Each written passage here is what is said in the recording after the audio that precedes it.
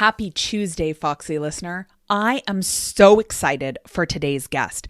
Not only is his enthusiasm and his energy completely contagious, but the amount of information this gentleman packs into a simple conversation you have with him is life changing. So make sure that you grab a pen and a piece of paper because you are going to write so many ideas down that are going to completely change the way you do business.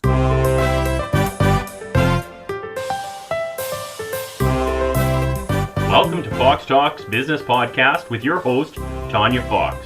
Tanya has been an entrepreneur for over 20 years, owning retail, service, and franchise. She holds no punches and is never afraid to talk about the nitty-gritty. Together, you'll explore the good, the bad, and the motivational of business life, turning obstacles into opportunities and failures into successes. So grab your favorite drink and let's have some fun. Here's your host, speaker, crafter, and collaborator, Tanya Fox.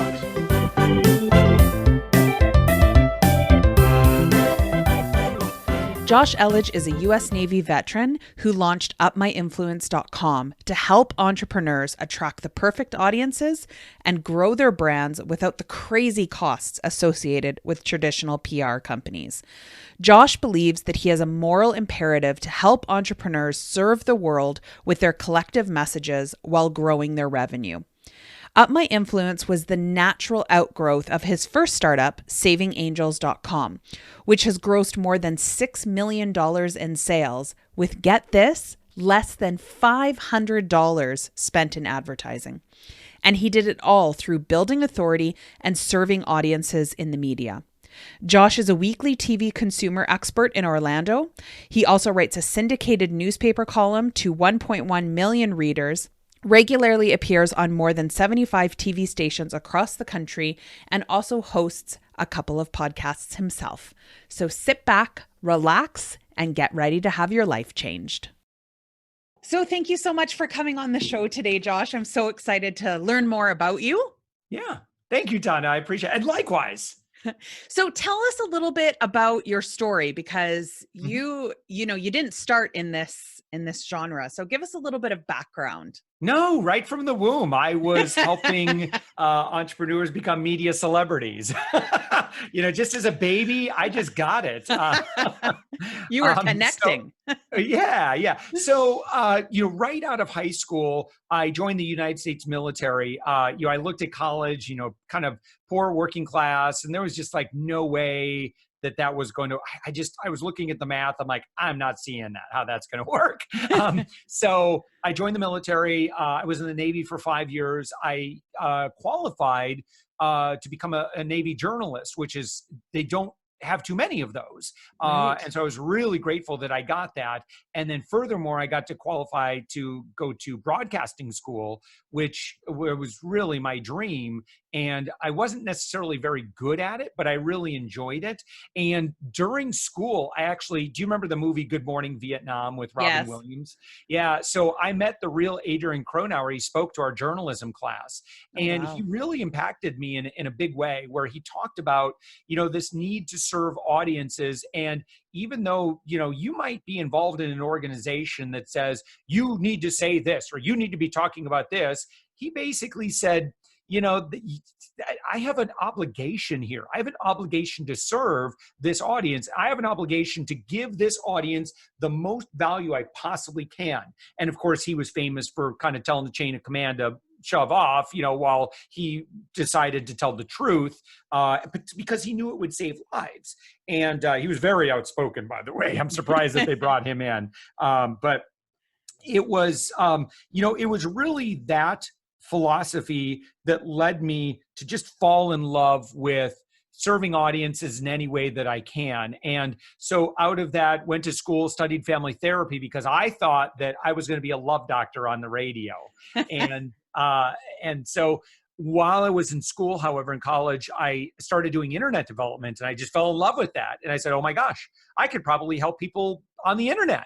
And so I worked in corporate America for a little bit, got some more experience, really hated the corporate America experience. I just, it's like, I'm that creator, I'm that level, I'm that Enneagram type 7 where, I really just need to be the one kind of creating things. don't like being kind of put into a box and say, okay, well, you can only do this. And so I started a number of companies. And out of the 6 companies that I had started, some of them failed. And some of the other ones failed spectacularly. In other words, it was a really tumultuous ride. And, I went through bankruptcy. I lost a home to foreclosure, lost another home to a short sale. It was pretty miserable. That experience really sucked. But on the 7th business venture was savingsangel.com, and that we launched a website to help consumers cut their grocery bill in half. And we did this right before the market crashed, about a year before it really took a nosedive in 2008, where people all of a sudden were really interested in being able to save $300-400 a month at the grocery store every month.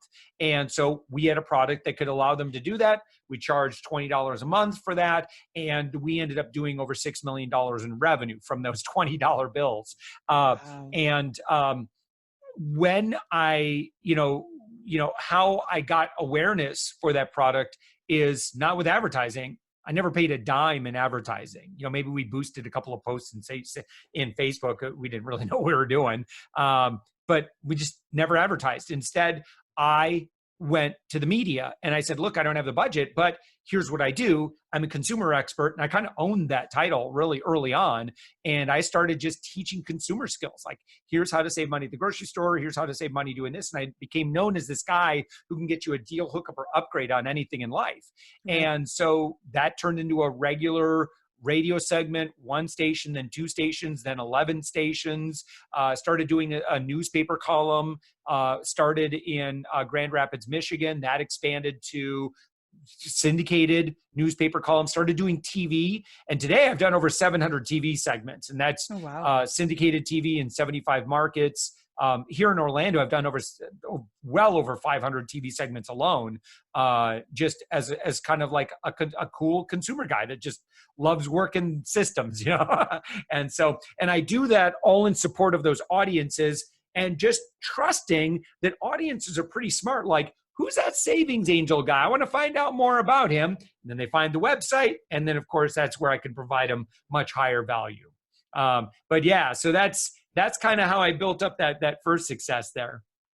And I think I love that you're willing to share those failures too, because I think a lot of times people have this dream. Obviously, we all have this dream that we're going to start a business. It's going to be super successful. And I mean, even I, over the years, have started some that I look back and go, that's a bad idea. Like, I mean, hindsight, right?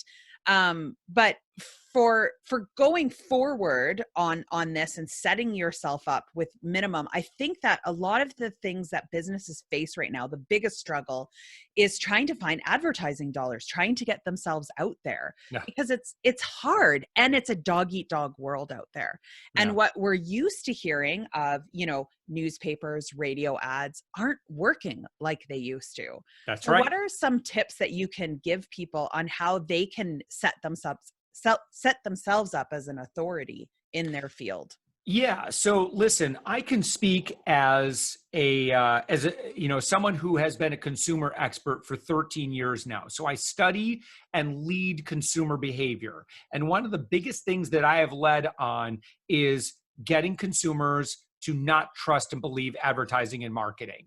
And know that, if somebody's trying to convince you of something, it's because they need you more than you need them. Right. And so, how can you make objective, rational decisions? Say what's buying a car, for example. Well, if you just stroll onto a used car lot, you're in their territory. They do that full time every day. They've been doing it for, decades and decades and decades. They've crafted this skill at how to get you to part with your money. That's not your background. We're all experts in what we do. But honestly, I think if we're honest, we have to understand that we're just incompetent when it comes to, being on the other side of the table. So consumers have today, and I love this, have never been more skeptical, have never been more resistant to advertising.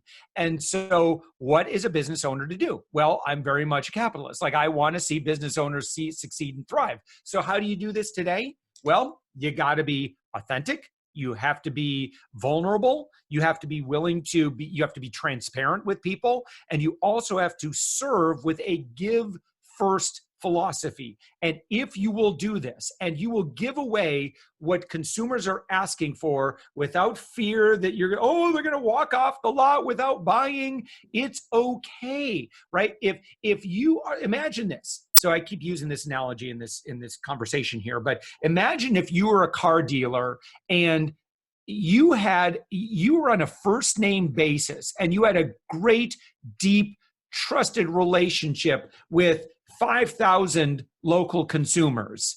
What do you think that would be worth to you? If you had the authority where everybody in your local community knew that you were almost like this, you had this almost celebrity status as an influencer in the space. And listen, it isn't hard to accomplish this today.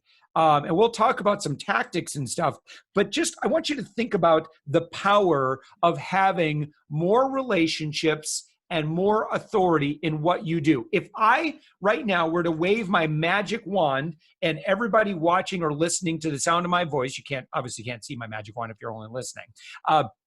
But if I imbued you with, I don't know, is that the right word? With 10 times the authority, the industry authority that you currently have, what do you imagine would happen in your business? Okay. What would happen to your sales? What would happen to your lead gen?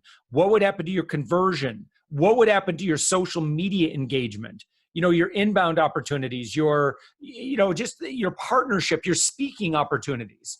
What do you think would happen to all of these things if you had 10 times the authority that you currently have? Well, I can tell you right now, you would probably experience magic in your business, and it would feel otherworldly.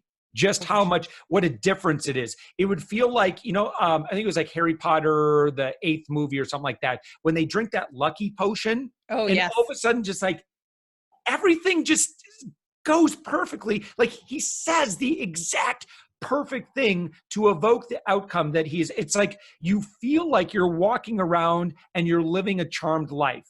And I can tell you why this is like this. I've gone to conferences where I've been the keynote speaker. I've also gone to conferences where I'm just another face in the crowd. Completely different experience. Oh, for when sure. You're the keynote speaker, opportunities just fall in your lap. Everybody's kind of tripping over themselves to want to do business with you. It's a good feeling. Like it feels great. I've also shown up and just like, where I don't know anybody, nobody knows me. And I'm like, okay, I just like kind of like walking around, looking around. And I'm like, it's great. But someone else gets to shine in that moment. That's kind of how it feels in business. When you have a big audience, when you've got that authority, when you've got that influence, life is just a lot easier. You just don't have to sell as hard. And wouldn't that be great to experience that in business where you just don't have to sell anymore?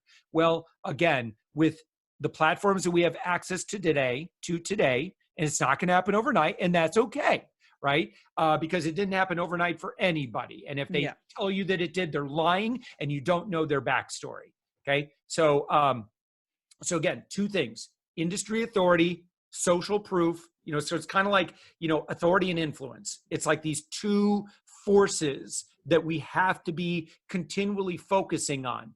And if we're just focused on being in the hamster wheel of got to get sales, I know what that's like. Okay. But if you're only focused on hunting, gathering, and you're not focusing on farming and you're, growing crops, then you're always going to be hunting, gathering, and you need to evolve. And I think that that's so true, because I even remember having a retail store, and one of my biggest things was I don't care about the first time they come in. I care about every other time. Yes. So their first experience, the experience to me was great. And I don't know how many times I would send people somewhere else because I didn't have it, or I didn't have any in stock, or I just didn't sell it. And people would be like, why are you doing that? And I thought, because I just have faith that they're going to go, you know what, she might not have it, but she's going to tell me where to go. And I would call up other stores and say, do you have this? Can you put it on hold? Because I think that people want that. People want to know that they're going to have an experience, but that every dollar they give you matters. Yeah. One thing I very actively do is I promote things that, are some might, I mean, I don't really see myself as having competitors, but I love promoting, because we do some things, there's two things with Of My Influence. I kind of stopped the story way back in the conversation. I kind of stopped at Savings Angel and I didn't even talk about what we do today. But today with Of My Influence, we do two things, right? Really, really, really well. Number one is we help people go from invisible to being seen and celebrated in the media. We increase that influence, we increase that authority so that life is easier for them. And so we do a lot of that. And then we also have become masterful at filling appointments and filling sales calendars with appointments with either high value B2B, clients and people that are really hard to track down with advertising because it doesn't work as well. And also kind of that Dream 100 influencer group. We've become very, very masterful at setting up those systems for our clients. But there are things that, we do very, very well, and we're very niched in exactly what we do. But we don't, I don't do Facebook ads. Like every time I've tried it, I've failed miserably. So I don't even bother with it anymore. But I love promoting people that do Facebook ads. I love promoting book publishers and publicists and, full service PR firms, which, again, nobody does exactly what we do. So I promote everybody. Yeah. And I think that that's what sets people up. And I think the other thing that we're hearing a lot, you were talking about influencers, and I know, and this is just, I will state my personal opinion, Mm-hmm. but I find what's also happening too is we're hearing so much about influencers. Yes. And we're hearing of people being authentic. So those are the two words that I hear the most. But what I also find is happening is that I sit there and I hear some people like selling or promoting something, and I'm like, I don't think they've ever used that a day in their life, that product. Yeah. What are your thoughts on that? Because we hear it. People are like, oh, somebody wants to pay me. Sure, I'll say that your product is the best in the world. Yeah. So I've been speaking with social media marketing world now for a number of years. And this most recent year, that was a message that I heard very consistently is don't even think about getting away with being inauthentic with your audience, because they will wholly reject you for that. And not only will audiences reject you for that, the platforms are doing everything in their power to, kind of just shut down this carnival barker kind of salesy type stuff. I mean, if you aren't getting real and true engagement with your audience, you're just not going to get very far. And I think you're going to consistently see this over and over and over again. So you may as well just get honest and stop treating audience of people like numbers. And so I see a lot of people in the sales funnel world, and it's, where you're just, you're so focused on people or numbers and conversion rates and, tripwires, all this other nonsense. Listen, I'm not going to participate in anybody's, kind of sales funnel where it's like, here's a book that you pay free plus shipping and, the tripwire and all this other nonsense. It's just, people know exactly what you're doing. And either some people will be complicit in it, but you're not going to get high value people to do it. The decision makers that have budgets, the successful business owners, they're not going to participate in it. Lower level, baby level entrepreneurs, yeah, it can still work to a degree, but it's working less and less and less. And Facebook and other platforms are making it more and more and more expensive. So it's time to focus on just content. It's make it easy for people to fall in love with you. Give away so much content, give away so much value that, people can spend months, developing a relationship with you to the point where they're now like, why would they work with anybody else when, they already know you so well? And we're hearing too, like, a lot of pages I'm seeing more and more, a lot of business pages that are being more personable. Like they're showing behind the scenes, they're showing what life is like at home. What is your take on that? Because a lot of people are like half and half, right? They're like, no, it has to be all business all the time. Oh, please. Yeah. That's not how you build a community. And so people don't inherently connect with brands. People connect with people. And so look at your Facebook page right now. And I got to be honest, I'm not sure that we're perfect at this. Matter of fact, I know we're not perfect at it. So don't do what I say, do what I do. Don't do what I do what Do I what say. I say, yeah. That's what I meant to say. Listen, the ideal would be that it would be, look at social media, look at email as a connection tool, and let your website do the selling where it's appropriate. Like if you go to my services page, I'm going to be very personal. Like you'll see, like, dude, this guy's just like doing these fun videos talking about his products, and it feels like he's just like completely talking off the cuff here. Like it's kind of a unique experience when you see, like, if you go to our product pages, it's just Josh kind of like, he's like laughing when he's talking about different things. And it's like, Yeah. what? It's like, everyone's so used to having these like super polished, explainer videos. And what I find is, be willing to just, kind of laugh at yourself when you're doing that stuff. But, again, ideally we use social media to connect with people. We don't use social media to sell. I like almost never sell on social media. It's all about just giving value, building a connection, and as much as I can. And it's hard, right? You got to have a team to help out with this for sure. Sharing that personal side of you, because that's really what people are looking for today on social. And I think it's true. Like I even remember doing, like when I had a craft retail store and doing a video, I just got really excited about the product. It was a pom-pom maker. It will haunt me forever. I haven't had the store for a couple of years now. Pom-pom maker. People still send me anything that has a pom-pom on it. And I just want to put a disclaimer out there right now that I never have I worn anything with pom-poms, but still people just think I'm absolutely in love with it. And I was just really excited about I just thought it was cool and it was fun to do. I made a bunch of pom-poms and I was over it. But for some reason, I think well, it's not for some reason. I think I was really excited and I put that out in the video. And so people got really excited and they latched me onto pom-poms. And they were just like, she loves them. She absolutely adores them. They're her favorite thing in life. And I was like, nope, they were for that 5 minutes.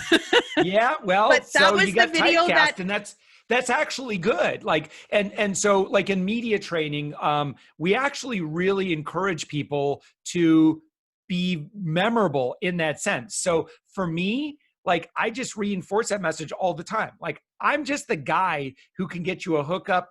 Like, I know how to get you hookups, deals, and upgrades. So if you want to know how to hack anything when it comes to your money on a consumer type stuff, like how to get deals and stuff, like, just trust me, I know how to do that. So anytime you have a story about like the price of airlines is going up or something like that, or whatever it might be, I trust me, I can tell you how to get a better deal on that. So as a result, it was really easy for the media to remember me.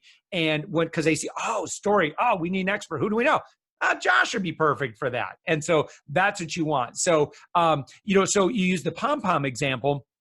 That's kind of what you want. You want to make it super, like, this is the one thing I do, make it super memorable so people don't forget you. If you are a generalist, if you say stuff like, well, I'm just a business coach, okay, good luck with that, because now you're not memorable, and you're a generalist. You are going to get commoditized so hard. The only way you can win is the race to the bottom when it comes to your fees. That's a horrible way to go. Yeah. And I think a lot of people are trying to reach, they do that because they're trying to reach as many people as they possibly can, right? Because they think, because it's been so ingrained in us for so long. Like, how many followers do you have? What are your numbers at? The more people you touch, the more sales that you're going to have. And so to set yourself up, like if somebody's sitting there going, okay, I really want to be an authority. I know the one thing that I want to focus on. What's the steps that they should take to set themselves up as that influencer? What can they do today to start that path for themselves? Yeah, absolutely. So here's a great way of thinking of this. If you are a speaker and I go to your website and you don't have a speaker kit, guess what? You're not going to get as much business as someone who does have a speaker kit. if you want to be in the media and you don't have a press kit, guess what?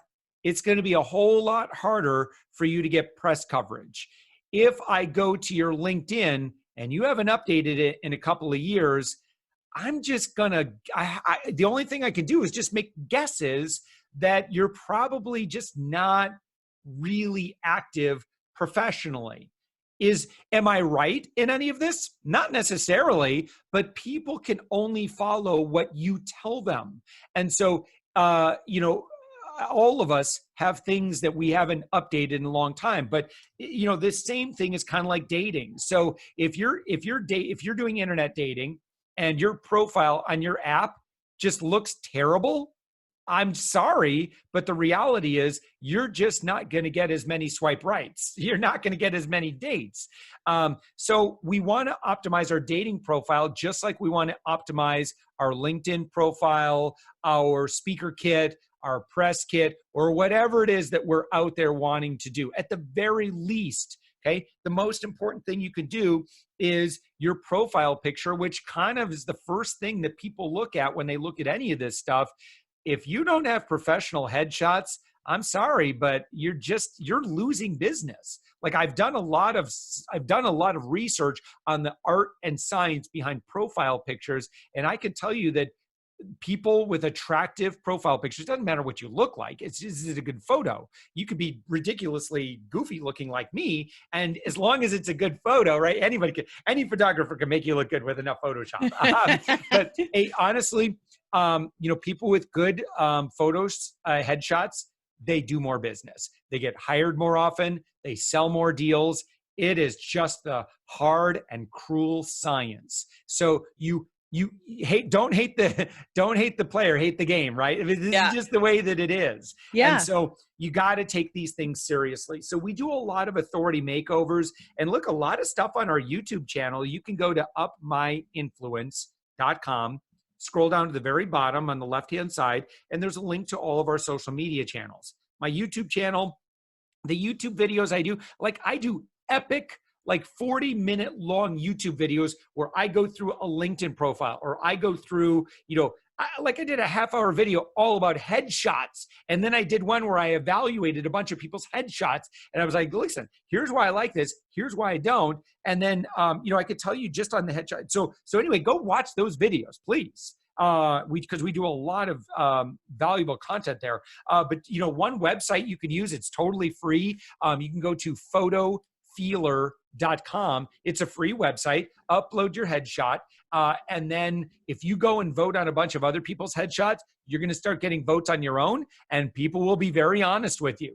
And you need that honesty. You have to, it's scary, I know, but you got to do that. So you need to know, am I conveying authority, trustworthiness, and people will tell you. And honestly, like if you upload that to Facebook, your Facebook friends are not going to be honest with you. Some will, most won't. They're not going to say, ooh, no, I'm getting kind of a weird vibe, because those people already know you. They like you. And so they're not objective. You need strangers to tell you, yeah, I'm getting kind of a creeper vibe from you. Like, you need to know that stuff. And I think listening to that is crucially important too. Cause I even remember I had professional headshots done, but they were like very business-like. Yeah. And then somebody was like, why aren't you smiling in any of your photos? Like you always talk about having fun and all of your photos are serious. And I was like, yeah, I'm picking the wrong photographer. Like I wasn't picking one that was like, what do you like to do? What are, let's get you some smiling. And, I thought that was really key. And I mean, that only happened last year. A good photographer will coach you. You say, here are the emotions that I want to convey, and they will absolutely coach you on everything. And listen, these little subtle things, right? Even, if you were watching this video of me right now, you would already made so many judgments about me based on what's in my background, the shirt I'm wearing, what my hair looks like, the fact that I'm wearing a black wedding band as opposed to gold or whatever. I'm wearing an Apple Watch. Like, you have judged me to shreds. And most of us do this within a few seconds. Like, Right. and it's just this, we're looking for poker tells, and it's these subtle little things that really matter when it comes to, should I do business with this person or not? Do I trust that they can solve my problem? And a lot of times it's your energy, it's the way you speak. But then, it's the nonverbal stuff. The verbal really matters. You've seen those charts, but it's a small fraction of everything else. So it's important that we present ourselves as well as possible. Again, don't hate the player, hate the game. I think it's how we do this. Right. And I think it's been that way for such a long time. We all judge a book by its cover, even though they tell you not to. And, a picture is worth 1,000 words. That's still true today. Yeah, it is. So, listen, I'm your friend on all of this. I know the psychology of what's going on. I know the art. I know the science. And so pretty much everything we do around this is pro bono. And so really just let us be of service to you at Up My Influence. And you don't even have to tell me you were there. Like, you could completely silently lurk. And I'll never know. And please allow me to just be of service to you. We do provide services, but generally those are for people that, they got some momentum in their business. They're ready to make some investments there. I don't really even bother selling to people that are at those lower levels. I feel like, we should all, when we achieve success, we should all contribute and give freely to that early stage entrepreneur. I know a lot of people make a lot of money selling stuff to that group. I just don't think it's necessary. I think that, let's go ahead and use YouTube and podcasts to serve that audience. And eventually they're going to rise up. They're going to get to that level. They're making 6 figures in business. Wonderful. I've got lots of ways that we can now, invest in that growth. I have one client yesterday, he got 46 mentions in the media in one day. Wow. Now we don't do that work for free with him. So he invests in our services, but he's ready to do that. And the reason why is because he can monetize that. We also don't take clients unless we're convinced that they're going to make a lot more money from our work than they'll ever invest in what we do. And I think that that's great because we don't hear that a lot, right? Like, there's so many times out there that I think people are buying the books or they're, and I find a lot of people go after those that have never done it. And that seems to be such a trend right now, right? I'm going to hire somebody to coach me who's never done what I want to do. Oh, no, that's a bad idea. That's that's the first thing I want to do is please tell me your results. So I wouldn't be doing this if I didn't have the results. So for media, listen, I can do this work. I can turn people into media celebrities because I've done it over 2,000 times. Okay. I'm not going to do it unless I've done the deal. Same thing. We build sales systems for those who sell B2B or are looking to attract influencers. The reason I can do that is because we paid out over $1 million in commissions to influencers previously. We took our own monthly recurring revenue in our sales pipeline from $20-some thousand a month, back even last year, to increasing that to over $200,000 monthly recurring revenue in our sales pipeline. Again, not all closed, but we did that in 5.5 months' time. I know a few things about how to build that successfully. So now I feel competent in being able to assist other people in creating that same level of success because I've made a lot of mistakes. So if you're only relying on learned knowledge, I read a book, okay, now I know some things and now I'm going to sell services. Man, that's only 1/4 of the pie. Okay. Learn knowledge. In fact, I would argue it's probably like 1/10 the pie. It's just not that valuable. It's important to learn stuff, but the powerful teacher is activity knowledge. Do the thing, get the power. And so when I go out and I stumble and I fall and I make mistakes, man, I learned so much through course, all those little course corrections. I learned so much. And so if you're only hiring people that have only done learn knowledge, they just can't coach you. They might have knowledge, they don't have wisdom. Wisdom comes from experience. And so again, you want someone who has a lot of activity knowledge in the thing. And then number 3 would be learned knowledge. Modeling knowledge, by the way, for just kind of round out how do we learn. Do the seminar here. Absolutely. So modeling knowledge, by the way, is when you model someone's behavior. So someone can model what I've done and they should get the same results. It's not guaranteed, but it's like, I remember I used to be a much heavier dude, and I lost about 50, 60 pounds. No, it was actually over 60 pounds. And I was actually watching The Biggest Loser, not doing The Biggest Loser plan because I don't believe in that. But at the end of that, this was season 7, a long time ago, they ran a marathon. And I'm like, what? So these guys, these really morbidly obese people lost some weight and ran a marathon. Well, if they can do it, I can do it. And so I figured out, well, how did they train for that? How did, I started reading a bunch of like couch to marathon books. I'm like, okay, so all you have to do is follow a plan. Okay. If they can do it, I can do it. Sure enough, followed the plan, ran a marathon.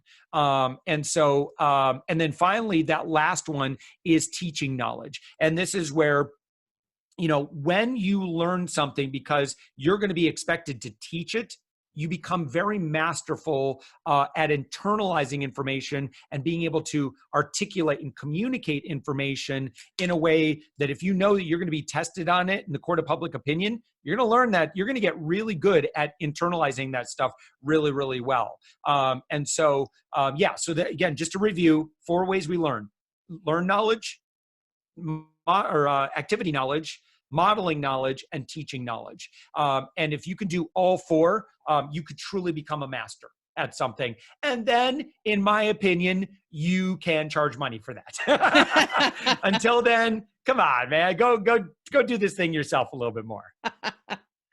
Well, that is great. There is so much information in this. Thank you so much for sharing your knowledge with us. We're going to have all of the links to where people can find more about UpLevel and be able to watch the YouTube videos, because I've watched quite a few of them and they are really great. I got a lot of tips. I have to go back and do some of my headshots because I did watch that one. So I was like, yep, didn't do that. Yeah. That's great. Well, Tanya, another thing too, if you wouldn't mind me offering, Absolutely. is that if anybody who's listening and you're already at that level where you are doing 6 figures or more in business, I would be honored to have them as a guest on the Thoughtful Entrepreneur. We're looking for more guests. And so even if you don't yet qualify for that, if you know somebody, we guaranteed love to have them on the show. If they're doing 6 figures, guaranteed, we'd love to have them as a guest, and we would love to be able to share their success stories and their tips. And that's another thing, like I'm a daily podcaster. So I am constantly putting out content to serve audiences. And it's a grind sometimes, but I promise that it pays off, and it pays off big if people, like, just like you talked about, they build up this trust. You can solve their problems. My solution is not going to be the right solution for some people. And I'm happy to lead them wherever they need to be. But I think that's, I can be that unbiased source that can, be their concierge and let them know where to go. I think that's a great personality to evoke in 2020 and beyond. Oh, for sure. And where is the best place for people to go to find your podcast? Yeah, just go to myinfluence.com. The social media links that we talked about earlier, they're all there. Just hover over podcasts. We've got 2 different podcasts there. But you basically just want to click on that, the Thoughtful Entrepreneur, and you'll see where you can say, hey, we are actively booking guests right now.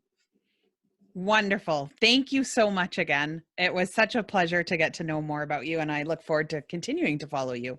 Thank you, Tanya. This has been wonderful. Likewise. so much information that I got out of talking with Josh, not only on air, but off air. And I just feel so privileged that I was able to dip into his immense amount of knowledge on the subject. But I want to hear from you. What was it that got you excited? What thing are you going to do to take your next step to becoming an authority?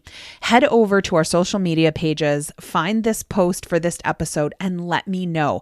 I want to know what inspired you. You can also head to our website at foxtalksbusiness.ca.